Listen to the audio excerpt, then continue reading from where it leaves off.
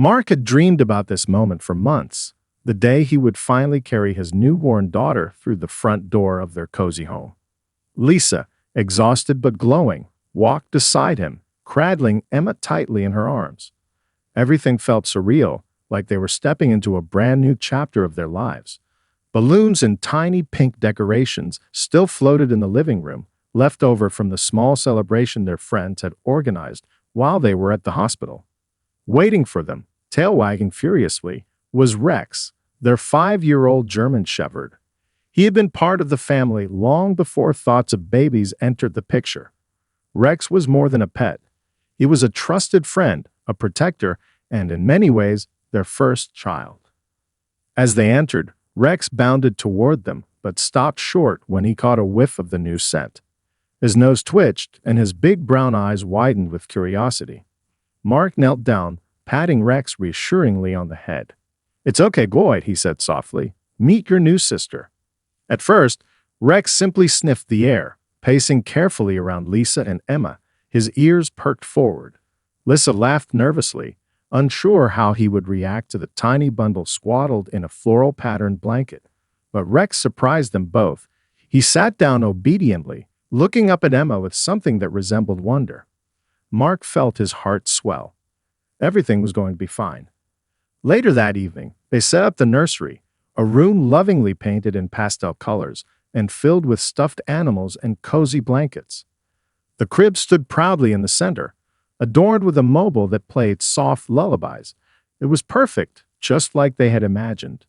As Lisa rocked Emma to sleep, Mark noticed Rex sitting quietly by the door, watching every movement with intense focus.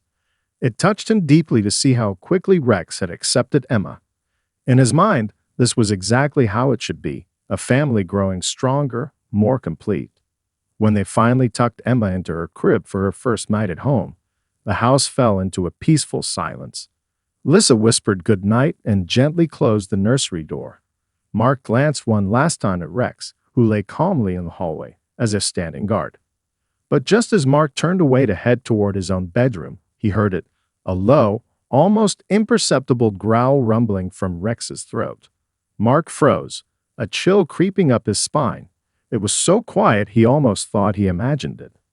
He turned to look at Rex, whose body was tense, eyes locked not on them, but on the crib. It was just the first night, Mark reminded himself. Surely it was nothing. At least that's what he wanted to believe. The house had finally settled into a deep, late-night stillness. Lisa was already asleep, exhausted from the day's excitement, and Mark lay in bed, staring up at the ceiling. He tried to convince himself that Rex's growl earlier was nothing more than an overreaction to all the new smells and sounds, but the memory lingered, gnawing at the back of his mind. Unable to sleep, Mark quietly slipped out of bed and made his way down the hallway toward the nursery. The floorboards creaked under his weight, and as he reached the door, he paused. Inside, the soft hum of the baby monitor filled the room, blending with the gentle breathing sounds of baby Emma. And there was Rex, sitting rigidly just outside the nursery door, exactly where Mark had last seen him. Mark crouched down, reaching out his hand. "Hey boy," he whispered, scratching behind Rex's ear. "It's just the baby. No need to worry." For a moment, Rex seemed to relax, his tail giving a slow, tired wag. But then, without warning, he stiffened again. His ears pricked forward sharply, and a deep, guttural growl rose once more from his chest. His gaze was fixed unwaveringly on the crib. Mark's skin prickled with unease. It wasn't an aggressive growl, the kind you might hear when a dog feels threatened. This was different. It was low, steady, almost like a warning meant to alert, not attack. He stepped into the nursery carefully, flicking on the soft night light that cast a warm, golden glow across the room. Emma slept soundly, her tiny hands curled into fists near her face. Everything appeared normal. The mobile spun lazily above her, playing a soft lullaby. Mark knelt by the crib and inspected it, running his hands along the wooden rails and underneath the mattress. Nothing seemed out of place. No sharp edges, no strange objects. Still, Rex stayed at the door, growling under his breath, refusing to look away from Emma. After a few minutes, Mark turned off the night light and sat down in the rocking chair, watching his daughter sleep. He told himself again that Rex was just being protective, sensing the fragility of the new family member. Maybe the smells of diapers, lotions, and new fabric overwhelmed his instincts. Yet deep down, something about Rex's behavior didn't sit right. It wasn't just new baby nerves. It felt urgent, as if Rex was trying to communicate something Mark couldn't yet understand. Finally, with a sigh, Mark stood up, patted Rex once more, and returned to bed. But even as he closed his eyes, he couldn't shake the image of Rex sitting there, still and tense, guarding the crib against an invisible threat. Tomorrow, he told himself. Tomorrow, he would keep a closer watch. The next morning, sunlight streamed through the windows, filling the house with a warmth that almost made the previous night's tension feel like a bad dream. Mark tried to shake off the uneasiness clinging to him. Maybe Rex had just been confused, he reasoned.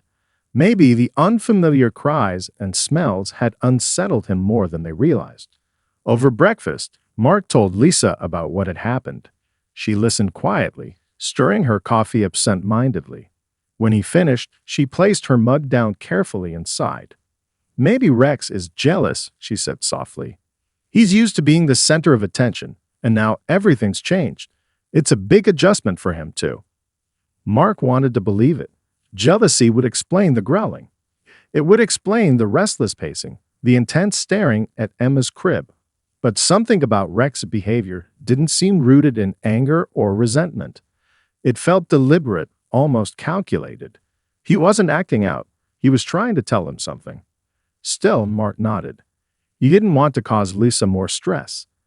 They agreed to keep a close eye on Rex and to keep him out of the nursery for a few nights, just to be safe.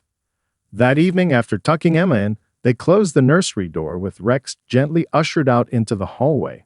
He whimpered softly, pressing his nose against the door, but eventually lay down with a heavy sigh. Mark and Lisa returned to their room, but sleep didn't come easily. Every little sound through the baby monitor made Mark tense. A soft whimper, the creak of the house settling, the occasional faint scratching noise of the nursery door where Rex lay. Hours passed, and then came the familiar, chilling sound. Rex's low growl, vibrating through the silence. Mark sat up in bed, heart hammering. He could hear Rex outside the nursery again, growling quietly but persistently. It wasn't the sound of a dog annoyed about being left out. It was the same warning growl from before, deep, alert, serious. Lisa stirred beside him. "Maybe he's just being overprotective," she murmured, half asleep. Mark didn't answer. He slipped out of bed and moved down the hallway, feeling the same sense of creeping dread he couldn't quite explain.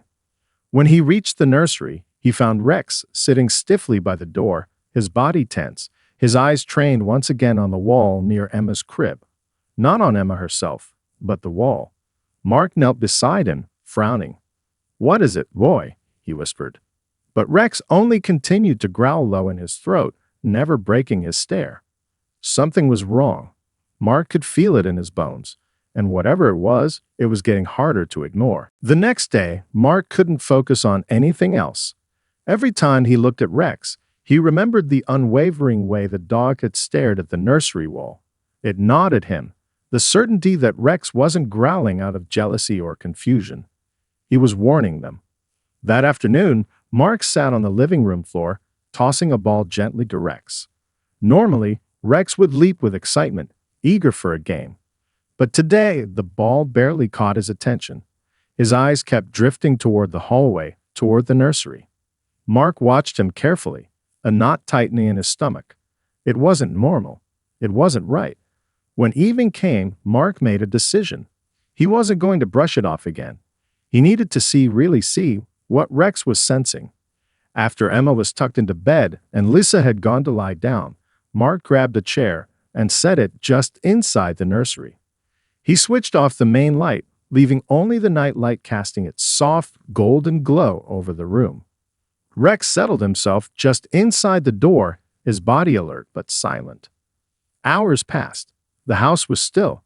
The only sounds were the occasional pop and creak of old wood and the gentle whir of the baby monitor. Emma slept peacefully, her tiny chest rising and falling in a perfect rhythm. Mark's eyes grew heavy, but he forced himself to stay awake, glancing back at Rex from time to time. The dog remained motionless, eyes locked on the same spot behind the crib. It was almost 2 in the morning when Mark heard it. A faint sound, so soft he almost missed it. A creaking noise, like something shifting inside the wall. He leaned forward, holding his breath. Then he heard it again, a low, irregular hiss, like a slow leak of air. Rex stood immediately, his growl returning, deep and insistent. Mark's heart pounded as he approached the wall. He pressed his ear against it, straining to listen. The sound was clearer now.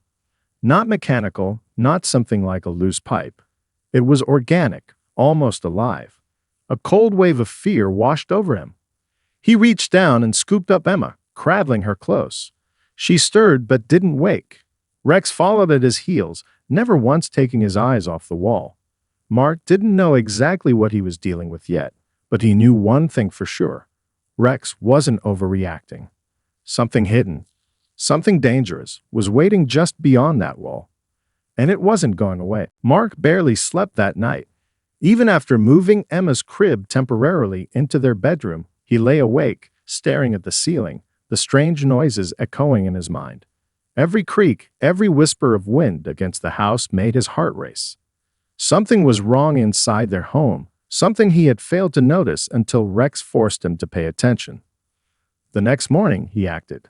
After dropping Lisa and Emma off at his parents' house for the day, Mark returned home, armed with a flashlight, a stud finder, and a growing sense of dread. Rex stayed glued to his side, his steps cautious and alert. Mark started with the nursery wall. To the naked eye, it looked perfect, smooth, freshly painted, without even a single crack. But as Mark ran his hands along the surface, he noticed it felt different in one spot behind the crib. A little softer, almost damp. A shiver ran through him. Grabbing a small tool from his kit, he carefully pried away a piece of the wall's baseboard. As he pulled, a musty, sour smell wafted into the room, making him gag.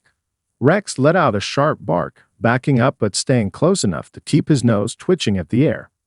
Mark peeled back more of the wall, revealing what lay hidden underneath, and what he saw made his stomach turn.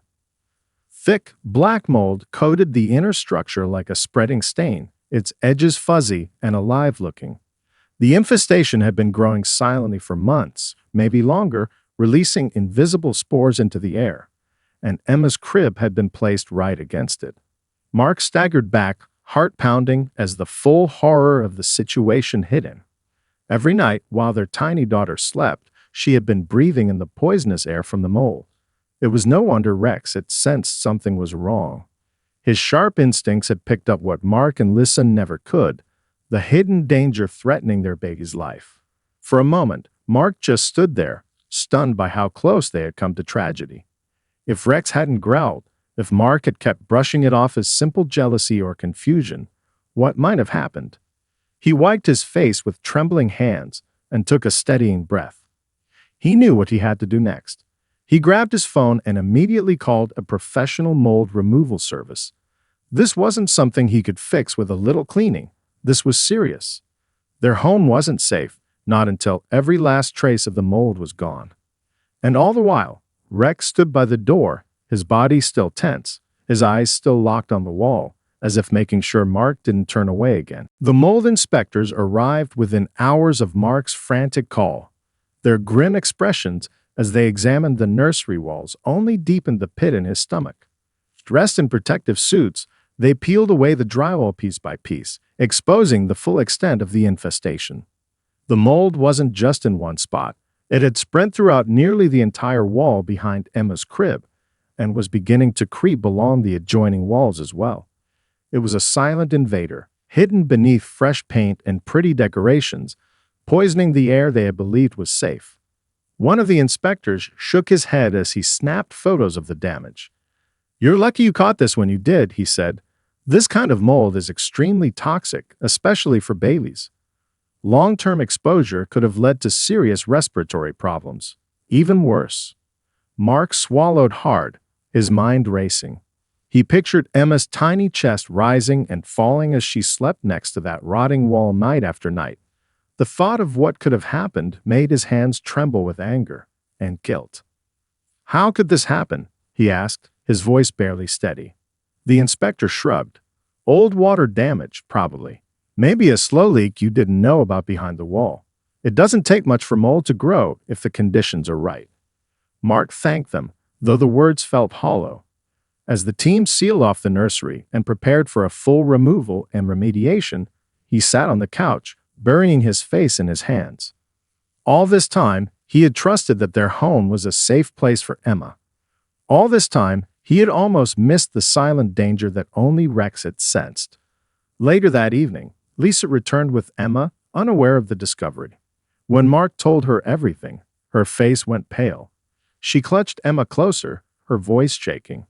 "We could have lost her." Mark nodded, unable to find the right words. He glanced down at Rex, who sat quietly at Lisa's feet, his eyes alert, his posture protective as ever. Without Rex's warning, they would have gone on, night after night, unaware of the invisible threat growing behind their daughter's crib. Mark knelt down and wrapped his arms around Rex, pulling the big dog close. "You saved her," he whispered, his voice thick with emotion. Rex licked his face once, then settled his head on Mark's knee, finally seeming to relax for the first time in days. The danger had been found, but the weight of what could have happened would linger in Mark's heart for a long time to come. The nursery remained sealed for days as the specialists worked tirelessly. Huge machines hummed around the clock, purifying the air, while workers in protective suits stripped the walls down to the studs. It was painful for Mark and Lisa to see the room they had lovingly prepared for Emma reduced to an empty, scarred shell. But every stripped board, every removed panel was a step toward making their home safe again. Mark couldn't help but feel a new sense of vigilance settle into him. He checked the air filters twice a day, inspected every corner of the house for signs of dampness, and researched ways to prevent mold from ever returning. It wasn't just about fixing the nursery. It was about protecting their daughter and, by extension, their whole family. Through it all, Rex remained a quiet, steady presence. He no longer growled at the walls. Instead, he took every opportunity to lay close to Emma, often curling protectively around her playmat while she kicked and gurgled happily. Lisa often joked that Rex had officially appointed himself Emma's personal guardian. Watching them together filled Mark with overwhelming gratitude. Without Rex's instincts, they might have remained blind to the danger until it was too late. Rex hadn't just been loyal. He had been brave, refusing to let his warnings be ignored even when no one else could understand. When the remediation was finally complete, Mark and Lisa stood together in the empty nursery, the fresh scent of new drywall and clean air filling the space. Lisa squeezed Mark's hand tightly. "We should do something special," she said, "to thank Rex properly." Mark nodded. It felt right. That weekend, they threw a small gathering.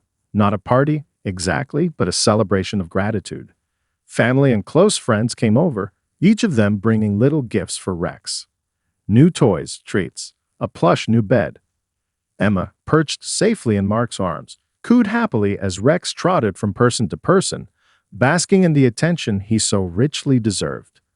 Lisa bent down and fastened a shiny new tag to Rex's collar, engraved with words that brought tears to Mark's eyes.